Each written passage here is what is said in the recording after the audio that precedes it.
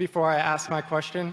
So do you come from Holocaust survivors, or are you a Jewish family that didn't? So my great-great-grandparents arrived here. A lot of our extended family was killed in the Holocaust, but our immediate your family. Your great-great-grandparents, but not your grandparents. Right. Oh, do you have friends whose grandparents were Holocaust survivors or anything like that? Of course, many of them. Yeah, I've helped write memoirs of Holocaust survivors. Yeah. Their families are kind of messed up, right? Like, my family is very messed up. I mean, if you go through a trauma like the Holocaust, I would imagine they teach that trauma between generations. You know what I mean? Well, I mean, trauma very often in a lot of circumstances is passed down. I mean, I know some kids of Holocaust survivors who turned out fantastic and some who didn't. I mean, yeah. Okay, so you are officially woke. That is what wokeness is about. It's like, people's grandparents or their great-grandparents were slaves. Well, that's okay. Fuck you, I'm talking! Guys, I actually want to hear. I want to hear. No, it's okay. It's okay. I want to hear. Let's at least hear the argument. Let's hear it. Let's hear it. Go. What? He wants to hear me. I do want to hear it. It's fine. Let him go. Let's hear it. Come on. I'll just. So explain how that's woke. So I mean, the whole thing is like, let's see. So during Silent Calvin Coolidge's administration, do you know about like the Great Mississippi Flood back in the 1930s?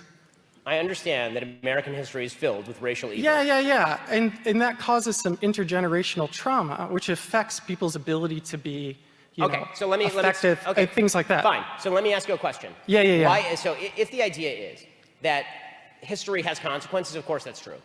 That's not wokeness. Yeah. That is not wokeness. What wokeness suggests is that fundamental institutions in American society are so... No, it doesn't. Yes, it 100% does. I ran Elizabeth Warren's campaign. I helped organize her volunteers around here. I am a representative of wokeness. Okay. Well, this is the problem. People like this. And that's just, this is all it is. Well, I mean, when I went to go get my first tattoo, the guy had lightning bolts and 88s tattooed on his neck. And as a Jewish person, that's really messed up. It's basically a threat. There are racist people who exist. The argument that you're making, and I'm going to close with this. Yo, this is one of those type of people that are like, yo, yeah, I seen, the 6 and the 6, and then I seen it on this person's arm, and then it signifies this, and that. And then, when you put it together, that's one of those type of people. I already know for a fact. Back to the video. Because this is going in weird directions, and I don't really want to. No, it's not. I don't really want to get. Just hold up a second. I let you get out your arguments, and now it's time for me to respond because I let you say. Okay, I'll let you respond, but no, not but. Now's my turn. You are not characterizing what I'm saying accurately. Now it's my turn. Your definition is inaccurate. The reason your definition is inaccurate is because any sentient human being would acknowledge that history has consequences. Right. But if the idea is, but that's not what wokeism is. Wokeism is a different thing. Wokeism suggests that all inequalities of today are attributable to not only historic injustices, but also continuing injustices in the now. And that all disparity is attributable to discrimination. Like that, but a conservative. Not just that. A conservative is the only person. I want to know why. Why is it that conservatives are the only people who define it like that? Why are conservatives the only people? Okay, so we're gonna have to stop here because this is going nowhere. But what's up? I'm gonna have to stop with this with you because this is going nowhere. All I'm going to say is this. To sum up, I just am trying to understand your perspective. Just one more second. He's definitely not trying to understand anybody's perspective, bro. You're coming with an agenda. It's very, very clear to see that. Back to the video. On a fundamental level, you're shifting definitions to avoid the consequences of your own argument. And if the idea is... Bingo. And final point. If you are going to... Hold on. If you are also, just final point to sum up there.